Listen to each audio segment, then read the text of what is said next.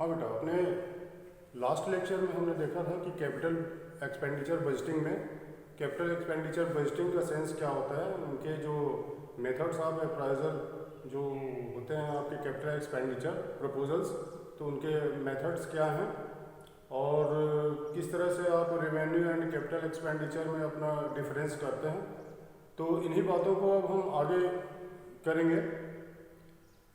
अपने last lecture में मैंने एक्सप्लेन किया था कि जो पीवीपी का कैलकुलेशन होता है, पीवीपी के कैलकुलेशन में आपको किस तरह से अपने एसीएफ को देखना होता है। तो उसके लिए आपको बताया गया था कि एनुअल कैश इनफ्लोज का सेंस वहाँ पर आपके एनुअल इनकम या एनुअल प्रॉफिट से होता है, और एनुअल कैश इनफ्लोज का जो सेंस होता है वो after tax and before depreciation का होता है। तो बहुत थोड़ी सी बातों की जानकारी वहाँ पर अपने फर्स्ट लेक्चर में हुई थी। अब आज उसको हम थोड़ा सा और विस्तार करेंगे। तो यहाँ पर जो कैलकुलेशन होता है आपका पीवीपी का, तो पीवीपी के कैलकुलेशन में आपको देखना होता है क्वेश्चन में कि क्या आपको करेक्ट फॉर्म में एनुअल कैश इनफ्लोज दिए गए हैं या नहीं दिए गए हैं। सबसे पहली बात जो आप चेक करेंगे, ठीक। सेकंड ये चेक करेंगे कि एवरी ईयर का जो एनुअल कैश इनफ्लोज है वो इक्वल है कि अनइक्वल है।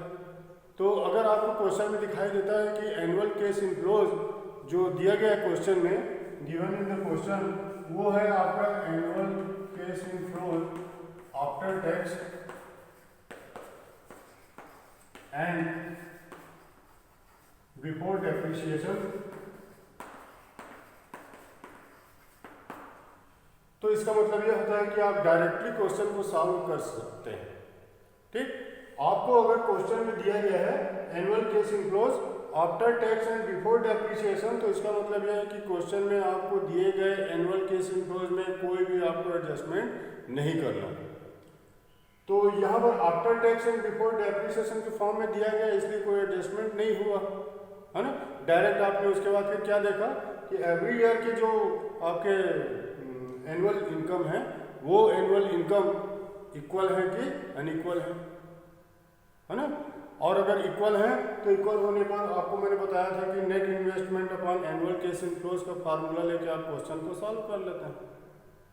ठीक, और जब इक्वल नहीं होता तो इक्वल नहीं होने पर आपको मैंने बताया था कि वहाँ पर आपको उसका सीएफ कैलकुलेट करना होता है, और सीएफ कैलकुलेट करने के बाद जो राउंडेड वैल्यू होती है उसको आप फुल ईयर में ले लेते हैं। उसके बाद प्रोपोर्शनेट उसके पीरियड के लिए आप नेक्स्ट ईयर का जो आपका एसीएफ होता है उस एसीएफ को लेते हैं, और उसके बाद फिर उसमें आप प्रोपोर्शनेट उसका मंथ कैलकुलेट करते हैं, और मंथ कैलकुलेट करने के बाद फिर आप क्वेश्चन को कंप्लीट कर लेते हैं। तो ये हमारा प्रोसीजर था, है ना। अभी और भी क्वेश्चन करेंगे तो उससे आपकी जो नॉलेज है वो क्लियर हो जाएगा। अभी स्टार्टिंग में हो सकता है कि आपको कुछ बातों में आपको कन्फ्यूज़न हो रहा हो, तो धीरे धीरे आपकी कन्फ्यूज़न जो है वो दूर होते चले जाएगी। यहाँ का आप लेक्चर सुनेंगे और उसके बाद घर में प्रैक्टिस करेंगे, तो उससे ये होगा कि आपको जो भी और डाउट्स हों तो उसके लिए भी आप कंसल्ट कर सकते हैं। तो उसमें आपके जितने भी प्रॉब्लम होंगे वो सब ठीक हो जाएंगे और जो टॉपिक है वो समझ में आने लगेंगे। तो स्टार्टिंग में जब हम पढ़ते हैं तो उसमें टॉपिक थोड़ा सा हमको उलझन भरा हुआ लगता है, लेकिन धीरे धीरे करके बातें हमको साफ दिखाई देने लगती हैं। ठीक, तो अभी आपका कंसंट्रेशन ये करना है, कंसंट्रेट करना है आपको कि क्वेश्चन में जो एनुअल कैश इनफ्लोज दिया गया है वो एनुअल कैश इनफ्लोज क्या after tax and before depreciation के फॉर्म में है या नहीं। तो अभी हम एक साइड लेके चल रहे हैं जिसमें हमने ये एज्यूम किया कि आपके पास जो क्वेश्चन में एनुअल कैश इनफ्लोज दिया गया है वो annual cash inflows after tax and before depreciation के फॉर्म में। सेकंड साइड को उसका भी फिर से लेकर देखेंगे तो उसमें आपको बहुत सारी और भी डिफरेंट कंडीशन दिखाई देंगी, बताएंगे उसमें। तो अभी हमने क्या देखा कि आपको जो एनुअल कैश इनफ्लोज दिया गया है वो annual cash inflows after tax and before depreciation के फॉर्म में दिया गया है, अर्थात ऐसा लाभ है जिसमें से आपका कर तो घटा है लेकिन जो डेप्रिसिएशन वो माइनस नहीं हुआ है। ठीक, तो इस फॉर्म में दिए होने के बाद फिर आपको क्या सेकंड में चेक करना है कि जो एनुअल कैश इनफ्लोज की अमाउंट है वो एनुअल कैश इनफ्लोज की अमाउंट एवरी ईयर आपकी इक्वल है कि अनइक्वल है, अर्थात 2500 रुपये हर साल हो रहा है कि किसी साल 2500 हो गया, किसी साल 3500 हो गया, किसी साल 5000 हो गया, है ना। तो जब चेंज वाली परिस्थिति होगी, उसके कंडीशंस होंगे, तो उस कंडीशन पे आपको उसका मैंने टेक्निक बताया था। अभी और भी क्वेश्चन करेंगे तो उसमें और भी आपका जो नॉलेज है वो क्लियर हो जाएगा। तो अभी हमने दो बातें देखी, ठीक, पीवीपी के कैलकुलेशन में दो बातें देखी हमने कि यहाँ पर जो एनुअल केस इनफ्लोज हैं वो किस फॉर्म में दिए गए हैं। तो हमने ये एज्यूम कर लिया कि हमारे पास जो क्वेश्चन में दिया गया है वो after tax and before depreciation के फॉर्म में है। तो उसके आधार पे हम अब क्वेश्चन को सॉल्व कर लिए ये देखकर कि एवरी ईयर के आपके एनुअल केस इनफ्लोज इक्वल हैं, और इक्वल होने पर आपने net investment upon annual case inflows का फार्मूला लगाया और क्वेश्चन को सॉल्व करके उसका पीवीपी कैलकुलेट कर लिया। ठीक, अब जब अनइक्वल है तो अनइक्वल के कंडीशन को भी लगाकर बना लिया, है ना। अब ये देखें कि क्वेश्चन में आपके पास एनुअल केस इनफ्लोज नहीं दिया है, एनुअल केस इनफ्लोज ही आपको कैलकुलेट करना है ना। उसके बाद थर्ड कैटेगरी में जाकर हम देखेंगे कि डिफरेंट कंडीशन में कैसे आपको एनुअल केस इनफ्लोज आपको क्वेश्चन में दिया जाएगा, है ना। तो इसमें आप कैसे उसको आप अपने इस स्टैंडर्ड फॉर्म में लाएंगे, उसको कन्वर्ट करेंगे, ये हमारा थर्ड स्टेप है। तो सेकंड स्टेप में आपको ये देखना है कि एनुअल केस इनफ्लोज का जो कैलकुलेशन है वो कैसे करेंगे। तो एनुअल केस इनफ्लोज का कैलकुलेशन करने के लिए जो आपकी सेल्स की वैल्यू होती है या एनुअल जो रेवेन्यू होती है,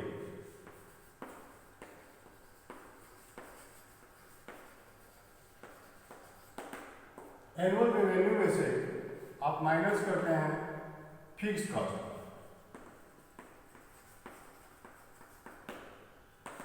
फिक्स्ड कॉस्ट माइनस करने के बाद जितना बचता है उसमें से आपके पास अगर वेरिएबल रहते हैं, वेरिएबल कॉस्ट रहते हैं, तो उसको आप माइनस कर देते हैं। माइनस करने के बाद देन आपके पास डेप्रिसिएशन होता है, एनुअल डेप्रिसिएशन। तो एनुअल डेप्रिसिएशन को माइनस कर लेते हैं। माइनस करने के बाद फिर टैक्स दिया जाता है।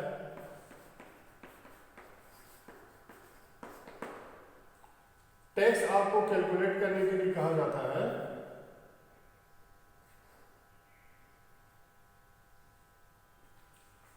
%50 के रेट पर सपोज दिया गया है। तो आप ये जो आपका बैलेंस रेवेन्यू होता है उसमें से आप टैक्स को माइनस कर लेते हैं। टैक्स को माइनस करने के बाद फिर आप इसमें क्या करते हैं, प्लस एनुअल डेप्रिसिएशन कर लेते हैं।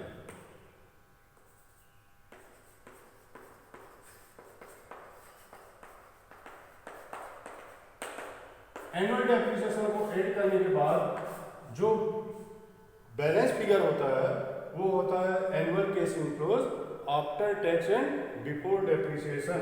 तो इसको लिखते हैं आप शॉर्ट में ACF after tax and before depreciation. ठीक है, ये फॉर्मेट आप लोग अपने नोटबुक में नोट कर लेंगे। स्टैंडर्ड फॉर्मेट है ACF का कैलकुलेशन का। देखिए, अगर टैक्स फैक्टर को इग्नोर करने के लिए क्वेश्चन में कहा जाए, है ना, इग्नोर टैक्स फैक्टर हो, क्वेश्चन में कमिटमेंट हो, तो टैक्स फैक्टर जब इग्नोर करने के लिए कहा जाता है तो डेप्रिसिएशन को आप यहाँ पर प्लस माइनस नहीं करते। ठीक, ये जो वैल्यू होती है ये वैल्यू डायरेक्ट इसी को आप ACF लेकर क्वेश्चन को सॉल्व कर लेते हैं। कभी कभी कंफ्यूज करने के लिए आपको क्वेश्चन इस तरह के दिए जाते हैं जिसमें कह देता है कि इग्नोर टैक्स फैक्टर। तो इग्नोर टैक्स फैक्टर होने पर फिर आप डेप्रिसिएशन का कोई एडजस्टमेंट नहीं करते, अर्थात डेप्रिसिएशन में तो आपका माइनस होता है और नहीं डेप्रिसिएशन प्लस होता है। एक्चुअल में इसका जो इफेक्ट है, देखिए, एक तरफ आप माइनस कर रहे हैं, दूसरी तरफ आप प्लस कर रहे हैं, तो ये माइनस प्लस का जो एडजस्टमेंट है क्यों हो रहा है, ओनली टैक्स के लिए हो रहा है ना। जैसे ही टैक्स कम होता है आपका रेवेन्यू से, आप टैक्स को माइनस कर लेते हैं। टैक्स को माइनस करने के बाद आपको फिर से एनुअल डेप्रिसिएशन को ऐड करना होता है। क्यों? क्योंकि ये डेप्रिसिएशन पर आपको टैक्स का एग्जम्पशन रहता है ना। तो डेप्रिसिएशन को इसीलिए आप माइनस करते हैं जिससे कि आपकी रेवेन्यू कम हो जाए और कम रेवेन्यू पर आपको टैक्स देना पड़े। ठीक, तो ये आपका एक प्रोसीजर के रूप में होता है। आप अपने जो एनुअल डेप्रिसिएशन है इसको इसीलिए माइनस करते हैं क्योंकि आपको टैक्स माइनस करना होता है, और टैक्स माइनस करने के बाद आपको अपना एनुअल जो इनकम होता है, एनुअल जो रेवेन्यू होती है, उसको ACF के स्टैंडर्ड फॉर्मेट में लाने के लिए आप क्या करते हैं, इसमें एनुअल डेप्रिसिएशन को प्लस कर लेते हैं। तो एनुअल डेप्रिसिएशन को प्लस करने से आपको जो एनुअल केस इनफ्लोज होता है after tax and before depreciation के फॉर्म में मिल जाता है, अर्थात ऐसा लाभ जिसमें कर तो घटा है लेकिन जिसका डेप्रिसिएशन है वो माइनस नहीं है। ठीक, तो ये फॉर्मेट हो गया आपका एनुअल जो रेवेन्यू है। एक तो और भी इसके फॉर्मेट हैं, उसके जो क्वेश्चंस आएंगे तो उसको हम पढ़ाएंगे यहाँ पर। ये एक मेजर क्वेश्चन को जो कवर करता है वो फॉर्मेट अभी मैंने यहाँ पर एक्सप्लेन किया है कि एनुअल जो रेवेन्यू होंगे, एनुअल रेवेन्यू में से आप अपने फिक्स कास्ट को पहले माइनस करेंगे, उसके बाद फिर वेरिएबल को माइनस करेंगे। देखिए यहाँ पर कास्ट को माइनस करते समय आप अगर पहले आपको वेरिएबल दिया देन फिक्स दिया तो उसको भी आप उस सीक्वेंस में भी माइनस कर सकते हैं, उसमें कोई इफेक्ट नहीं जाता है ना। कुछ स्टूडेंट बड़े सेंसिटिव होते हैं, पूछते हैं कि सर वेरिएबल को पहले माइनस कर देंगे तो क्या होगा, तो कुछ भी नहीं होता उससे। जो आपका रेवेन्यू होता है after fix and variable cost, वो उसमें कोई चेंज नहीं होता। तो हमको इसको देखना होता है, ये जो नेट रेवेन्यू है after fixed and variable cost, तो उसकी जो अमाउंट होती है चाहे इसको पहले आप माइनस करें या इसको पहले माइनस करें वो इक्वल ही रहती है। तो एनुअल डेप्रिसिएशन को इन दोनों को माइनस करने के बाद ही आपको माइनस करना है ना। पहले आप एनुअल डेप्रिसिएशन माइनस नहीं करेंगे, पहले जितने आपके फिक्स्ड एंड वेरिएबल होते हैं उनको माइनस करते हैं, उसके बाद फिर एनुअल डेप्रिसिएशन माइनस होता है। अब एनुअल डेप्रिसिएशन क्वेश्चन में कभी कभी आपको कैलकुलेट करना भी पड़ता है ना। तो एनुअल डेप्रिसिएशन कैलकुलेट करने के लिए आप जो बीकॉम फर्स्ट ईयर में पढ़े हैं, एडी के लिए क्या होता है आपका, तो एडी के लिए होता है आपका initial cost minus scrap value upon useful life या एस्टिमेटेड लाइफ इन ईयर, ये हमारा फार्मूला होता है ना। तो सपोज क्वेश्चन में आपके पास लाइफ नहीं दिया है, कभी कभी ऐसा भी होता है कि लाइफ नहीं रहता और एनुअल डेप्रिसिएशन का कैलकुलेशन करना रहता है, तो हम फिर सोचने लगते हैं कि इसका तो लाइफ नहीं दिया तो फिर कैसे कैलकुलेट करेंगे। तो आप लोगों को इस बात को ध्यान रखना होगा कि क्वेश्चन में जितने ईयर के आपके पास एनुअल कैश इनफ्लोज दिए गए हैं उतने ईयर को ही उसका क्या मान लेंगे आप, लाइफ मान लेंगे। जैसे 6 ईयर का आपके पास या 7 ईयर तक के लिए एनुअल कैश इनफ्लोज दिए गए हैं, तो 7 ईयर तक एनुअल कैश इनफ्लोज दिए होने पर हम एज्यूम कर लेंगे कि उस मशीन का जो यूजफुल लाइफ है वो 7 ईयर है। अगर क्वेश्चन में नहीं दिया है तो, है ना, क्वेश्चन में दिया गया है कि उसका estimated life in year 5 year है और उसके बाद एसीएफ उसका 7 ईयर का बता रहा है या 6 ईयर का बता रहा है, तो आप उसका जो पीरियड है वो उस हिसाब से ले लेंगे, है ना। तो इस बात को भी ध्यान रखेंगे, इनिशियल कास्ट जो होगा, इनिशियल कास्ट में से स्क्रैप वैल्यू को माइनस कर लेंगे। स्क्रैप वैल्यू अगर आपके पास क्वेश्चन में नहीं दिया है तो स्क्रैप वैल्यू 0 हो जाएगी एंड देन उसके बाद आप उसका एस्टिमेटेड लाइफ इन ईयर करेंगे। एस्टिमेटेड लाइफ इन ईयर करने के बाद आपको यहाँ पर इसमें से इसको डिवाइड करेंगे, तो डिवाइड करने पर एडी मिल जाएगा और इस एडी को ही आपको यहाँ पर लिखना है ना। जैसे 5 लाख रुपए की मशीन है और 50,000 रुपए इसका स्क्रैप वैल्यू है और 10 ईयर इसका यूजफुल लाइफ है, तो 5 लाख से 50,000 माइनस करेंगे, बच गया 4,50,000। 4,50,000 में इसका 10 से डिवाइड करेंगे तो 45,000 रुपीज इसका क्या हो जाएगा, एनुअल डेप्रिसिएशन हो जाएगा। और उस एनुअल डेप्रिसिएशन को यहाँ पे आपको मेंशन करना होगा। इस क्लियर है ना। और उसको यूज करने के बाद फिर आपका जो नेट रेवेन्यू आएगा उसमें से आप टैक्स माइनस करेंगे, इसी पर टैक्स का कैलकुलेशन होगा। ठीक, रेवेन्यू पर ये जो बैलेंस रेवेन्यू होगी इसी पर आप टैक्स कैलकुलेट करेंगे और टैक्स कैलकुलेट करने के बाद इसको माइनस करेंगे। माइनस करने के बाद जो वैल्यू आएगी उसमें आप फिर से अपने एनुअल डेप्रिसिएशन 45,000 को ऐड कर देंगे। इससे आपको annual cash inflows after tax and before depreciation के फॉर्म में मिल जाएगा। ये हमारा प्रोसीजर रहेगा। अब ये एनुअल डेप्रिसिएशन का कैलकुलेशन अभी हमने देखा। अब देखेंगे कि डिफरेंट कंडीशन आपके पास जो एनुअल कैश इनफ्लोज के होंगे तो उसको कैसे आप अपने स्टैंडर्ड फॉर्मेट में लाएंगे एनुअल कैश इनफ्लोज को। ठीक है, मैं कुछ बातें यहाँ पर नोट कर रहा हूँ, उसके बाद देखेंगे कि उनका कन्वर्सन कैसे होगा। तो फर्स्ट है ACF after tax and depreciation. ठीक है, अब क्वेश्चन में बड़े ध्यान से देखेंगे, ये बड़ा इंपॉर्टेंट सेक्शन अभी आपको स्टडी कराया जा रहा है। Annual cash inflows after tax and depreciation दिया। हमको क्वेश्चन में जो एनुअल कैश इनफ्लोज चाहिए रहता है वो एनुअल कैश इनफ्लोज होता है after tax and before depreciation का। किसका होता है? After tax and before depreciation का होता है ना, चाहिए होता है। लेकिन यहाँ क्वेश्चन में दिया गया है annual cash inflows after tax and depreciation. ठीक, सेकंड आप एक और क्वेश्चन करने के लिए बैठते हैं तो उसमें एनुअल कैश इनफ्लोज दिखाई देता है बिफोर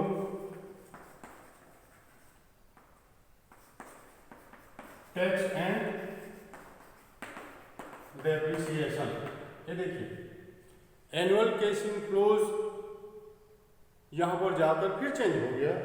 यहां क्वेश्चन में आपको दिया गया है annual cash inflows before tax and depreciation. लग रहा है ना, दोनों बातों को जब आप बड़े ध्यान से देखते हैं तो लगता है, दिखता है कि यहाँ पर जो एनुअल कैश इनफ्लोज दिया गया है वो कैसा है, जिसमें से टैक्स तो माइनस है और साथ में डेप्रिसिएशन भी माइनस है। लेकिन यहाँ पर जो एनुअल कैश इनफ्लोज दिया गया है वो कैसा है, जिसमें न तो टैक्स माइनस हुआ है और न ही डेप्रिसिएशन माइनस हुआ है। अब एक और शब्द लेते हैं, एक और सेंटेंस लेते हैं, एनुअल कैश इनफ्लोज, ठीक है, before tax and after depreciation. ठीक है, ये कैसा एसीएफ है? ये ऐसा एसीएफ है जिसमें टैक्स माइनस नहीं हुआ है लेकिन डेप्रिसिएशन माइनस हुआ है ना। तो ये ऐसा एनुअल कैश इनफ्लोज है जिसमें टैक्स माइनस नहीं हुआ है लेकिन डेप्रिसिएशन माइनस। आफ्टर का मतलब घटाया जा चुका है और बिफोर का मतलब नहीं घटाया गया। अब एक चौथा मैं फिर से नोट कर रहा हूं, ACF after tax and before depreciation. देखिए चौथा जो हमारा एसीएफ का सेंटेंस है वो सेंटेंस क्या बता रहा है? वो सेंटेंस हमारा ये बता रहा है कि यहाँ पर जो एनुअल कैश इनफ्लोज दिए गए हैं वो ऐसे हैं जिसमें से टैक्स तो माइनस है लेकिन डेप्रिसिएशन के पहले का है, बिफोर डेप्रिसिएशन, है ना। अब चारों सेंटेंस को आपस में जब आप मिक्स करते हैं तो आपको दिखाई देता है कि चारों सेंटेंस आपके अलग अलग हैं। ये ऐसा एसीएफ है जिसमें टैक्स और डेप्रिसिएशन दोनों माइनस है। ये ऐसा एसीएफ है जिसमें टैक्स और डेप्रिसिएशन दोनों नहीं घटाए गए हैं। ये ऐसा एसीएफ है जिसमें से टैक्स नहीं घटाया गया है लेकिन डेप्रिसिएशन घटाया जा चुका है। ये ऐसा एसीएफ है जिसमें से टैक्स तो घटाया गया है लेकिन डेप्रिसिएशन इंक्लूड है। तो हमको एक्चुअल में जो एसीएफ चाहिए रहता है वो कौन सा चाहिए रहता है? यही चाहिए रहता है। ये हमारा स्टैंडर्ड है ना, ये हमारा स्टैंडर्ड एसीएफ है जिसमें से टैक्स तो माइनस हो लेकिन डेप्रिसिएशन माइनस न हो। और अगर इस फॉर्मेट से डिफरेंट अगर आपके पास एसीएफ हैं तो उसका कन्वर्सन आपको इस फॉर्मेट में करना होगा और करने के बाद फिर आपको क्वेश्चन सॉल्व करना होगा। अदरवाइज ये दिया गया है ACF after tax and depreciation, आप सीधा पकड़ते हैं और क्वेश्चन को सॉल्व कर लेते हैं। इट मीन्स आपको 15 नंबर के क्वेश्चन में आपको 0 मार्क्स मिलेंगे।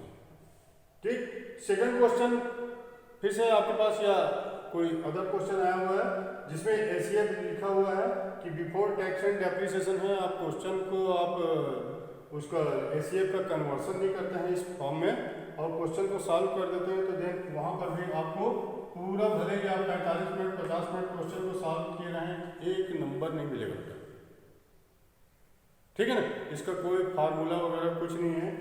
अगर कन्वर्सन आपने कर लिया इसमें तो देन आपको यहाँ पर 13 या 14 नंबर तक मिल सकता है। बट अगर आपने इसका कन्वर्सन नहीं किया तो कन्वर्सन नहीं होने पर स्टार्टिंग से उसको रॉन्ग माना जाएगा और जो मार्किंग होती है पेपर में वो जीरो होती है ना। हम लोग जैसे पेपर चेक करते हैं तो या खुद आप जब इसको पढ़ लेंगे समझ में आ जाएगा, उसके बाद एज ए चेकर आपके पास एक आएगा पेपर तो आप खुद इसमें कोई मार्क्स नहीं देंगे, है ना। ऐसा लगता है कि जो चेकर होते हैं जस्टिफाई नहीं करते, बट उसमें जस्टिफिकेशन वाली कोई भी बात नहीं होती। आपने स्टार्टिंग से मिस्टेक किया हुआ है तो स्टार्टिंग से मिस्टेक करने पर उसमें कोई भी मार्क्स नहीं बनता। जैसे हम फाइनल अकाउंट की बात करते हैं तो ट्रेडिंग अकाउंट आपने करेक्ट बनाया तो देन उसमें आपको 4-5 नंबर मिल जाते हैं। लेकिन स्टार्टिंग में ही आप ट्रेडिंग अकाउंट में आप प्लांट एंड मशीनरी नोट कर रहे हैं तो कौन देगा, उसमें ग्रास प्रॉफिट का आंसर नहीं है, नेट प्रॉफिट का पता ही नहीं है, बैलेंस शीट टैली नहीं हुई तो उसमें जीरो मार्किंग होती है ना। ये स्टेप मार्किंग का मतलब बता रहा हूँ मैं आपको। तो यहाँ पर annual case inflows after tax and depreciation, annual case inflows before tax and depreciation, annual case inflows before tax and after depreciation के फॉर्म में दिया गया है। तो इसका मतलब होगा कि ये तीनों को ही आपको यहाँ पर annual case inflows after tax and before depreciation के फॉर्म में लाना होगा। उसके बाद फिर क्वेश्चन को सॉल्व करना होगा। तो उसके लिए क्या करेंगे, annual case inflows after tax and depreciation है तो जो रेवेन्यू होगी उसमें से ये आफ्टर टैक्स एंड डेप्रिसिएशन है ना, तो रेवेन्यू में आप क्या करेंगे, प्लस करेंगे एडी, इससे इसका कन्वर्सन हो जाएगा after tax and before depreciation में। क्या हो रहा है यहाँ पे, टैक्स तो माइनस है और साथ में डेप्रिसिएशन भी माइनस है, लेकिन आपको ऐसा एसीएफ लेना होता है जिसमें टैक्स तो माइनस हो बट डेप्रिसिएशन इंक्लूडेड हो। तो उसके लिए आपको यहाँ पर एनुअल डेप्रिसिएशन को ऐड करना होगा अपने रेवेन्यू में, ठीक। उसके बाद फिर सेकंड पॉइंट देखते हैं। तो एनुअल केस इनफ्लोज है बिफोर टैक्स एंड डेप्रिसिएशन। तो बिफोर टैक्स एंड डेप्रिसिएशन का मतलब होता है कि यहाँ पर जो रेवेन्यू दिया गया है उसमें पहले आप डेप्रिसिएशन माइनस करेंगे, फिर डेप्रिसिएशन माइनस करने के बाद उसमें फिर से आप माइनस करेंगे अपना टैक्स, और टैक्स माइनस करने के बाद जो रेवेन्यू होगी उसमें आप अपने एडी को ऐड करेंगे, है ना। प्रैक्टिकल क्वेश्चन जब और करेंगे तो उसमें ये चीज़ें और क्लियर हो जाएंगी आपकी। इसके बाद थर्ड में देखते हैं आप, annual case inflows before tax and after depreciation है। तो ये ऐसा है जिसमें डेप्रिसिएशन तो माइनस है बट टैक्स माइनस नहीं है। तो यहाँ पर जो रेवेन्यू होगी उसमें आपको क्या करना होगा, आफ्टर डेप्रिसिएशन मतलब सीधे तौर पे आपको टैक्स माइनस करना होगा, और टैक्स माइनस करने के बाद फिर जो रेवेन्यू आएगी उसमें आपको प्लस एडी करना है ना।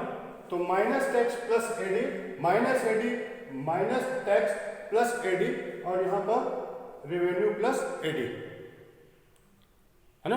तो ये तीन जो अलग अलग आपको यहाँ पर एनुअल केस इनफ्लोज मैंने अभी दिखाया, वो तीनों एडजस्टमेंट का जो तीनों एसीएफ का जो एडजस्टमेंट होगा वो एडजस्टमेंट क्या होगा, पहले में आपको अपने एनुअल डेप्रिसिएशन को प्लस करना होगा, उससे तुरंत ये जो एनुअल केस इनफ्लोज है यहाँ पर after tax and before depreciation में चेंज हो जाएगा।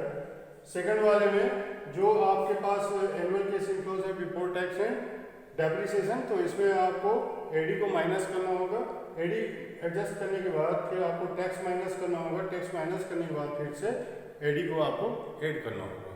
इसके बाद फिर नेक्स्ट नंबर है, तो नेक्स्ट नंबर में आपका जो एनुअल केस इनफ्लोज है जिसमें before tax and after depreciation है, तो इसमें रेवेन्यू से आपको टैक्स माइनस करना होगा, इसमें एडी घटाया जा चुका है ना, इसलिए एडी को माइनस नहीं करेंगे। अगर आप दोबारा घटा देंगे तो भी वो क्वेश्चन रॉन्ग हो जाएगा। प्रोसीजर तो लिए लेकिन रॉन्ग ले लिए, तो रॉन्ग प्रोसीजर लेने पर आपका जो क्वेश्चन होता है वो रॉन्ग हो जाएगा, है ना। अब उसके बाद नंबर 4 है, तो इसमें आपको कोई भी एडजस्टमेंट नहीं करना है, ये स्टैंडर्ड आपका एनुअल केस इनफ्लोज है, तो डायरेक्ट आप क्वेश्चन को इसके आधार पर सॉल्व कर सकते हैं। तो ये 4 types of annual case inflows मैंने अभी एक्सप्लेन किए। जो कैपिटल बजटिंग का जो चैप्टर है, कैपिटल बजटिंग के चैप्टर में बेसिकली आपको एनुअल केस इनफ्लोज को ही फोकस करना होता है ना। एनुअल केस इनफ्लोज अगर आपके पास समझ में है तो आप क्वेश्चन को बहुत अच्छे तरीके से आप सॉल्व कर सकते हैं, उसमें कहीं कोई कंफ्यूजन नहीं होता। और अगर एनुअल केस इनफ्लोज में कोई आपको कंफ्यूजन हो जाता है तो फिर क्वेश्चन समझिए कि आपका मिस्टेक हो जाता है। ठीक, तो एनुअल केस इनफ्लोज को अभी ज़्यादा से ज़्यादा स्टडी करें। ये जो 4 पॉइंट्स मैंने नोट किए हैं, ये सारे 4 पॉइंट्स को अभी आप लोग अपने नोटबुक में नोट कर लें।